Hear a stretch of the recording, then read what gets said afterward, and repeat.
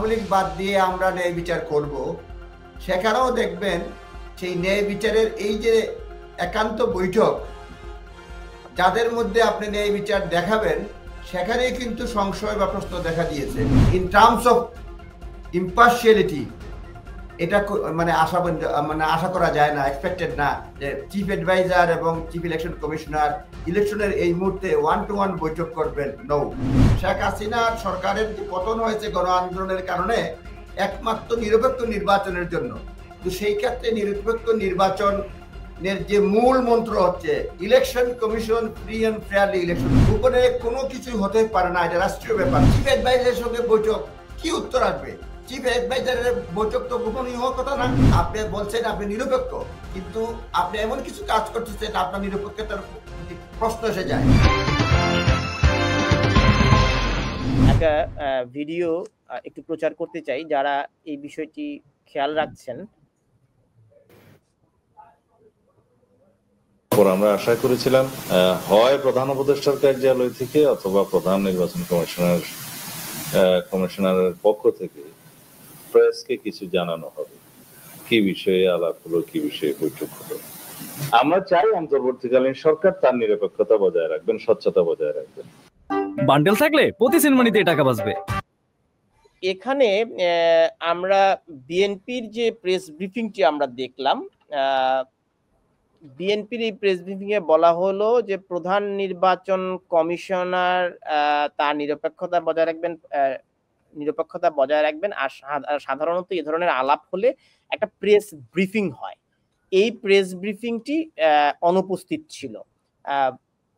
জনাব তারেক চৌধুরী, আপনি এই বক্তব্যটি থেকে আপনার পর্যবেক্ষণ কি? সাধারণত একটি প্রেস ব্রিফিং হয়, যেটা সালাউদ্দিন আহমেদ বলছিলেন। তো সিএসির সাথে প্রধান উপদেষ্টার একটা বৈঠক হয়েছে, ঠিক আছে, এটি একান্ত বৈঠক। একান্ত বৈঠকের আলোচনা তো আর কারোর সেখানে যাওয়ার সুযোগ নেই। তো সাধারণত একান্ত বৈঠকের পর এটি যদি রাষ্ট্রীয় আলোচনা হয়, রাষ্ট্রীয় বৈঠক হয়, নির্বাচন নিয়ে হয়, তাহলে তো একটি প্রধান উপদেষ্টার দপ্তর থেকে একটি প্রেস ব্রিফিং হবে, যেটা সালাউদ্দিন আহমেদ বিএনপি স্থায়ী কমিটির সদস্য, তিনি প্রশ্ন তুলেছেন। আমরা প্রেস ব্রিফিংটিও দেখিনি। আপনার কাছে কি অন্য কোনো কারণ মনে হতে পারে কিনা এখানে? জি, ধন্যবাদ। এখানে যেটা করা হচ্ছে, যদি ধরে নেওয়া হয় যে আমরা সকলে আগামী নির্বাচন কোনো ধরনের প্রভাব মুক্ত, সংশয় মুক্ত, সন্দেহ মুক্ত করব, তার জন্য আমি জানি সর্বসাধারণের কাছে বাংলাদেশের বর্তমান প্রধান উপদেষ্টা ডক্টর মোহাম্মদ ইউনূসের গ্রহণযোগ্যতা ব্যাপক। দেশে বর্তমানে রাজনৈতিক দুইটা ধারা প্রচলিত রয়েছে। একটা হচ্ছে আওয়ামী লীগ বিহীন ন্যায় বিচার, আওয়ামী লীগ সহ ন্যায় বিচার।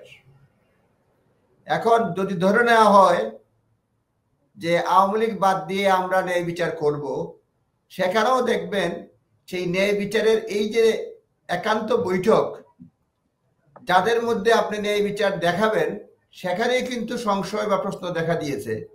সুতরাং এটা আমাদেরকে ভাবতে হবে। প্রথমত হচ্ছে যে নির্বাচন যদি টু দি পয়েন্ট দেখতে চান, একান্ত বৈঠক চিফ ইলেকশন কমিশনার এবং চিফ অ্যাডভাইজার কোনোভাবেই গ্রহণযোগ্য এবং এক্সপেক্টেড না।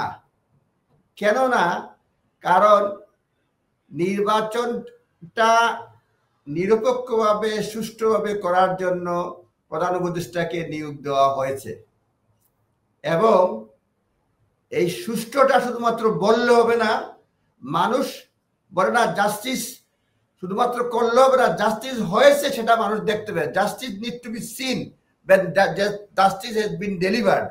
এখন একান্ত বৈঠকে যে একটা আমার যেটা হচ্ছে গিয়ে ইয়েস আপনারা নির্বাচন করবেন, সকল দল যারা রয়েছে সকল দলের অংশগ্রহণে হবে। এখানে স্টেক হোল্ডার যদি ধরেন যে ইয়েস অনেক অপরাধ করেছে আওয়ামী লীগ, আর আওয়ামী লীগের কথা শুনবো না, অনেক অপরাধ করতে তোমার শাস্তি, কিন্তু বাকি যে দলগুলো রয়েছে তারার মধ্যে তো একটা সন্দেহ জাগতে পারে, জামায়াত ইসলামী বা জাতীয় পার্টি, বিএনপি অলরেডি কোয়েশ্চেন আসছে। সুতরাং প্রথম প্রশ্ন হচ্ছে ব্যক্তিগতভাবে, মানে ইন টার্মস অফ ইম্পার্শিয়ালিটি এটা মানে আশা করা যায় না, এক্সপেক্টেড না যে চিফ অ্যাডভাইজার এবং চিফ ইলেকশন কমিশনার ইলেকশনের এই মুহূর্তে 1-to-1 বৈঠক করবেন। নো, সেই ক্ষেত্রে এটা ওপেন হয়তো বৈঠক, কার্টিসি কল হতে পারে যে ইয়েস আমি বিদেশ গেছিলাম, আমরা এই করতেছি, এটা মিডিয়া আসলো এই। কিন্তু যেটা দেখলাম নিউজে মনারা কিছু আলাপ করেছেন, সেখানে তৃতীয় পক্ষ ছিল না, এবং এটা প্রশ্ন যে কোনো সময় যে কোনো জায়গায় বলেন এটা হতে পারে প্রশ্ন। সুতরাং এটা প্রশ্ন, এটা যে কোনো বিষয়ে মনে করেন নির্বাচন নিয়ে পক্ষপাতিত্বের অভিযোগ আসলে এই যে একটা মাত্র গোপন বৈঠকই আপনি এই পক্ষপাতিত্বের প্রশ্নটা আপনাকে কোনোভাবেই কোনোদিন খণ্ডন করতে পারবেন না। হ্যাঁ, একটা। দ্বিতীয় যেটা হচ্ছে, আমি যে দেশে বসবাস করি সেই দেশে আছে একটা পর্দা সিস্টেম বলে, আমরা যেটা বাংলায় বলি পর্দা, এখানে বলে PURDA পর্দা। এই ইউকেতে প্রি ইলেকশন টাইমে ইনক্লুডিং সিভিল সার্ভেন্ট যারা রয়েছে, ইলেকশন কমিশন যারা রয়েছে, এমনকি পলিটিক্যাল পার্টি, এই পর্দা সিস্টেম মানতে হয়। এই পর্দার আড়ালে আমি এখানে একটা রাজনৈতিক দলের সঙ্গে যুক্ত, বাংলাদেশের না ব্রিটেনের, সেখানেও কিন্তু নির্বাচনের আগে পার্টি ইন্টারনাল মিটিং পর্যন্ত বন্ধ থাকে, এবং স্ট্রিক্টলি পলিসি লোকাল গভর্নমেন্ট একটাও রয়েছে যে স্ট্রিক্টলি এমন কোনো কোয়েশ্চন করা যাবে না যাতে নির্বাচন কমিশনের উপর মানুষের আস্থা কমে যায়, ট্রাস্টের অভাব হয়, এবং ইম্পার্শিয়ালিটি দিয়ে কোয়েশ্চন হয়। সুতরাং অনেকগুলো বিষয় আছে যে বিষয়গুলো মানে যদি কেউ কোয়েশ্চন করে তাহলে এটা আনসার দেওয়া যাবে না কমপ্লিটলি। এবং আমরা যদি বলি ব্রিটেনের উদাহরণ কি, ব্রিটেনে কি নির্বাচনের আগে এভাবে নির্বাচন কমিশনারের সাথে ব্রিটিশ প্রধানমন্ত্রী গিয়ে বসে আলোচনা করেন? আমি বলতেছি বিয়ন্ড ইলেকশন কমিশন পর্দা সিস্টেম আছে, এটা নিয়ম রয়েছে দেশে যে বসা যাবে না, সেজন্য হয়তো দেখেন না। আর এখানে যেহেতু আপনিও আছেন আমরাও আছি, এইখানে যেহেতু নির্বাচনটাকে উৎসবের যে রূপ সেটা হয় না। কিন্তু বাংলাদেশ পার্সপেক্টিভে দেখেন, আওয়ামী লীগ সরকার বা শেখ হাসিনার বিরুদ্ধে যে সংগ্রাম হয়েছে একমাত্র নিরপেক্ষ নির্বাচনের জন্যই হয়েছে। শেখ হাসিনার সরকারের যে পতন হয়েছে গণ আন্দোলনের কারণে একমাত্র নিরপেক্ষ নির্বাচনের জন্য। কিন্তু সেই ক্ষেত্রে নিরপেক্ষ নির্বাচনের যে মূল মন্ত্র হচ্ছে election commission free and fairly নির্বাচন পরিচালনা। এটা তো এমনও হতে পারে যে প্রধান উপদেষ্টা প্রধান নির্বাচন কমিশনারকে ডেকে নিরপেক্ষ নির্বাচনের যে মানে জন আকাঙ্ক্ষা প্রত্যাশা সেই বিষয়টি সম্পর্কে ব্রিফ করেছেন। সেই প্রত্যাশাটা প্রকাশ্যে বলতে হবে, সেই প্রত্যাশা গোপনে করার কোনো সুযোগ নাই। সুতরাং প্রকাশ্যে করতে হবে যে আমরা বলে দিয়েছি এবং রেকর্ড থাকলো। গোপনে কোনো কিছু হতে পারে না, এটা রাষ্ট্রীয় ব্যাপার। সুতরাং আমি গত 13ই জুন যে তিনি ডরচেস্টার হোটেলে একান্ত বৈঠক করলেন বিএনপির চেয়ারপারসন সাবেক মানে ভারপ্রাপ্ত চেয়ারপারসন তারেক রহমানের সাথে, ওইটা আপনি জাতির জন্য রাজনীতির টার্নিং পয়েন্ট বলে আপনি মিষ্টি টিষ্টি খেলেন। একান্ত বৈঠক তো দুই নেতা করেছেন, তো সেখানে কি আলোচনা হয়েছে সেটা নিয়ে তো আপনি মিছিল টিছিল দিচ্ছেন না। তো এখানে প্রধান সেটাও আমি এক নম্বর হচ্ছে কি বাংলাদেশের রাজনীতি নিয়ে কথা খুবই কম বলি, অনেকদিন পরে আমি আসলাম। কারণ এখানে আসলেই কারণ মানুষ সহজে এটাকে টেক পলিটিক্যাল টেক দিয়ে দেয়। সেই একান্ত বৈঠকটাও রাজনীতির জন্য মানে ভালো ইঙ্গিত বহ নয়।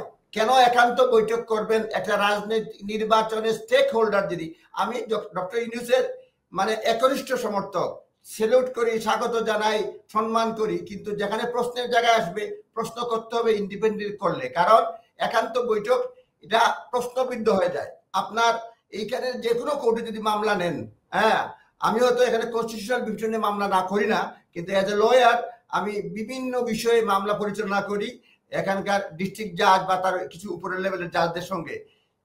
চুন থেকে পান কষলে এটার জবাব দিতে করতে। এটা সাদা চোখে যদি কেউ প্রশ্ন করে, মনে করেন আগামী নির্বাচনে এই দেশে যদি হতো যে এই যে 1-to-1 বৈঠক হওয়ার পরে একটা পার্টি জিতলো, সে যদি এইটার মধ্যে হোয়াট ইজ দি রেশনাল যদি বলে, কি উত্তর আসবে?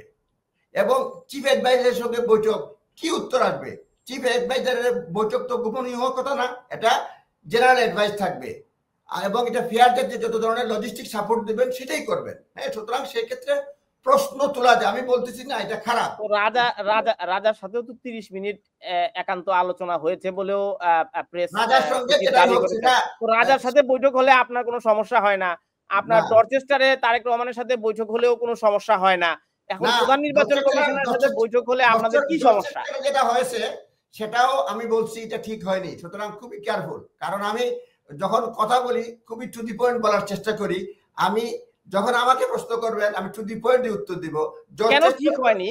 কেন ঠিক হয়নি? ঠিক হয়নি কারণ তারা নির্বাচনে যাবে, যিনি ক্ষমতায় রয়েছে তিনি নির্বাচন পরিচালনা করবেন। সুতরাং এককভাবে কেন বৈঠক করবেন এটা প্রশ্নের জন্ম দিবে। হয়তো কোনো কিছুই আলাপ হয় নাই, কিন্তু এই প্রশ্নের উত্তর আপনি দিতে পারবেন না। কোনো reasonable person cannot answer this question. কেন একাকী বৈঠক? একাকী বৈঠকে কি আলোচনা হতে পারে? সুতরাং এটা মানে এটা প্রশ্নবিদ্ধ করবে এবং এটার সুনির্দিষ্ট কোনো উত্তর নাই। আপনি ন্যায় বিচার করলে সুস্থ নাই। যদি আপনি বলতেন যে ইয়েস 5ই আগস্ট বিপ্লবী সরকার গঠন হয়েছে, বিপ্লবী সরকার যা ইচ্ছা তাই করবে, সেই ক্ষেত্রে দুই ধরনের কথা বলা যায়। আমি তো আইনের কথা বললাম, বা সাধারণের দৃষ্টিতে রিজনেবল কি বলা হয়।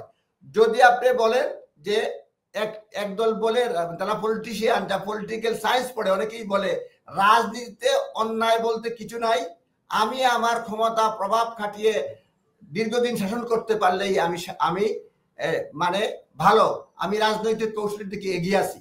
এটা হচ্ছে এক ধরনের কথা। আরেকটা হচ্ছে আপনি ন্যায় বিচার দেখেন, সেই ক্ষেত্রে দেখবেন যে আপনি বলছেন আপনি নিরপেক্ষ, কিন্তু আপনি এমন কিছু কাজ করতেছেন আপনার নিরপেক্ষতার প্রতি প্রশ্ন এসে যায়।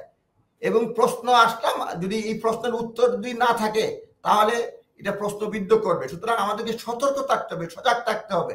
ইয়েস, জনাব তারেক রহমানের সঙ্গে বৈঠক করেছেন, ভালো করেছেন, চিফ এডভাইজারের সঙ্গে ভালো করেছেন, কিন্তু গোপনীয় কেন?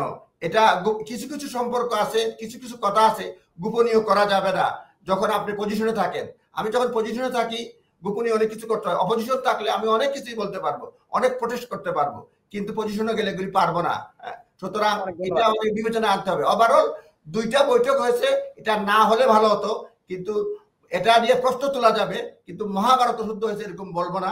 প্রশ্ন তোলা যাবে, যে প্রশ্নের উত্তর কেউ পাবে না, যে প্রশ্নের উত্তর দিলে সন্তুষ্ট কাউকে করা যাবে না। একজন মানুষ হলো অসন্তুষ্ট হবে যে না এটা করা হয় নাই, গোপন বৈঠক কেন চিফ ইলেকশনার এবং চিফ অ্যাডভাইজার হবে? নো, এক মিনিটও হতে পারবে না।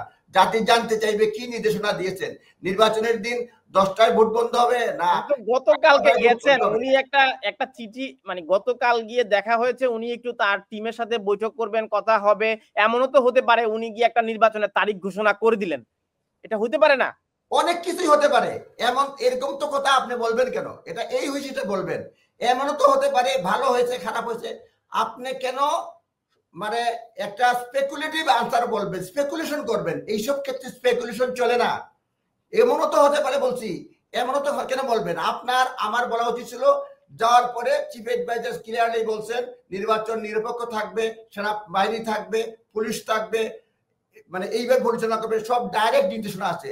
আপনি স্পেকুলেট করতেছেন, আমি বলতেছি এটা কমপ্লিটলি ডিফারেন্ট। আমারটা কিভাবে আপনি খণ্ডন করবেন? আপনি খণ্ডন করতে পারবেন না।